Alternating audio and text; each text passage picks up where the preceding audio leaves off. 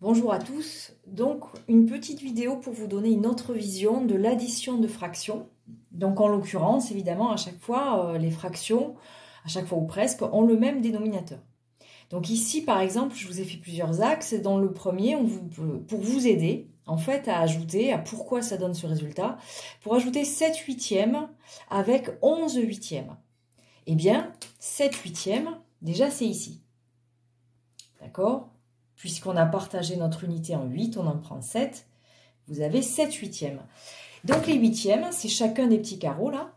Et il faut que vous en ajoutiez 11. Ben, 1, 2, 3, 4, 5, 6, 7, 8, 9, 10 et 11. Donc ici, il faut savoir où vous êtes. Puisque là, vous étiez à 7 huitièmes et vous avez ajouté 11 huitièmes. Et on observe, ben 2 c'est combien? 1 c'est 8 huitièmes. 2, c'est 16 huitièmes. Donc ici, forcément, on est à 2 de plus. Donc on est à 18 huitièmes. Finalement, on se rend bien compte que là, pour ajouter de nos huitièmes, on en avait 7. On en a ajouté 11, c'est toujours des huitièmes. On en a 18 finalement. On retrouve bien ce qui s'est passé, c'est-à-dire à savoir, en fait, c'est 7 plus 11 huitièmes. Un autre petit cas de figure qui nous fait aussi réviser un petit peu les fractions. 18 septièmes. Bon, on peut se rappeler que 1, c'est 7 septièmes. 2, eh bien, c'est 14 septièmes. Donc, pardon, j'ai oublié de vous dire, ici, évidemment, l'unité a été partagée en 7. Regardez, 1, 2, 3, 4, 5, 6 et 7. C'est fait pour ça. Et donc là, vous avez 7 septièmes. Donc, 1 de plus, vous en avez 14. 15, 16, 17 et 18. Ici, vous êtes à 18 septièmes. Et vous devez en ajouter 8 de vos septièmes. Alors, sachant que les septièmes, c'est toujours, et ça a été fait pour, dans l'axe gradué, ce sont vos petits carreaux. Donc, 1, 2, 3, 4, 5, 6, 7, 8 de plus. On atterrit ici. Et donc, on est à 3, c'est 21 septièmes. Donc, ici, on est 21, 22, 23, 24, 25, 26. On retrouve ici aussi, finalement, 26, c'était quoi? C'était 18 de vos huitièmes, on en a ajouté 8, pardon, de vos septièmes, et on en ajoute 8, et donc vous avez 18 plus 8, septièmes. Et ainsi de suite. Votre unité, si vous regardez bien, vous pouvez la compter, je l'ai partagée en 10, donc en dixièmes. 34 dixièmes, eh bien c'est 3 unités et 1, 2, 3, 4 dixièmes, on est là.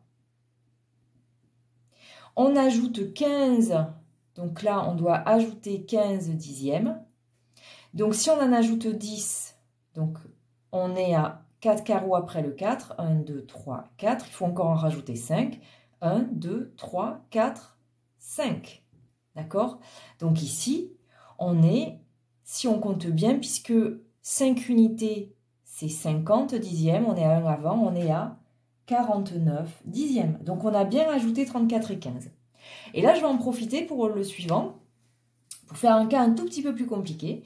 Donc, pareil, puisque notre but, c'était d'ajouter 5 18e et 7 18e, eh bien, j'ai partagé mon unité en 18 carreaux. Voilà, pour savoir ce que ça allait donner. Donc là, mettons, j'en ai 15, 5. 1, 2, 3, 4 et 5. 5 18e.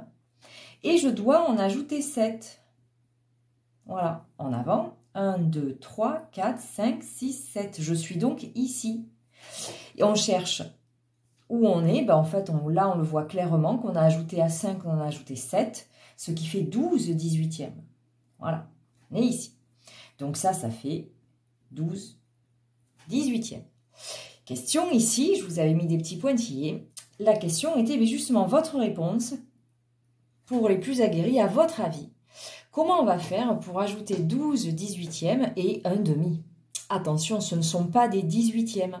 Donc, il faut le transformer, soit vous avez plusieurs possibilités, on peut le transformer en 18e. Et on sait tous que 1 demi, eh bien, c'est 9 18e. D'accord? Tout simplement parce que finalement, 1 demi, c'est la moitié entre 0 et 1. Donc, en fait, il faudrait rajouter cette moitié, c'est-à-dire rajouter 9 petits carreaux. Et bien, en avant. 12 18e, finalement, ça va revenir à ajouter 9 18e. Voilà. Donc ici, finalement, en fait, il faudrait ajouter la moitié entre 1 et 2. Hop. Et on a tout simplement 12 et 9, 21, 18e. Donc là, on est à 18, 18e, 18, 19, 20, 21. Voilà. Et ici, c'est donc notre 5 18e, auquel on a ajouté 7 18e et auquel on a ajouté un demi. Voilà.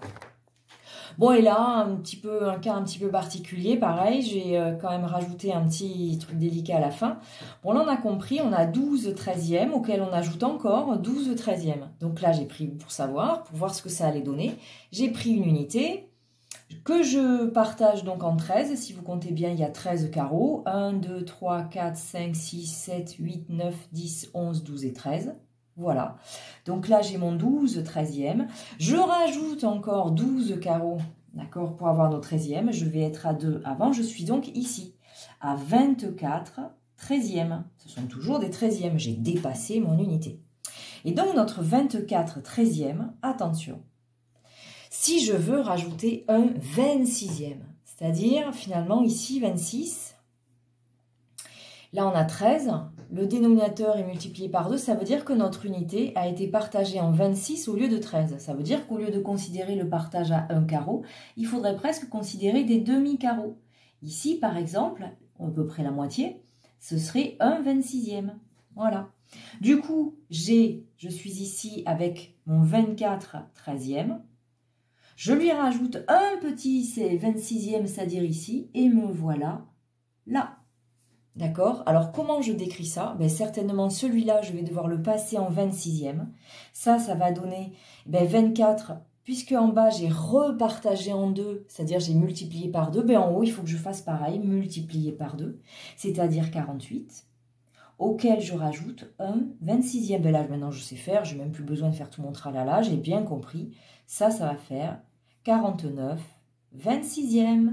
Et voilà, j'espère que vous avez compris comment on ajoutait des fractions de même dénominateur et même pour l'an prochain, comment on va faire lorsque les dénominateurs seront différents. À bientôt!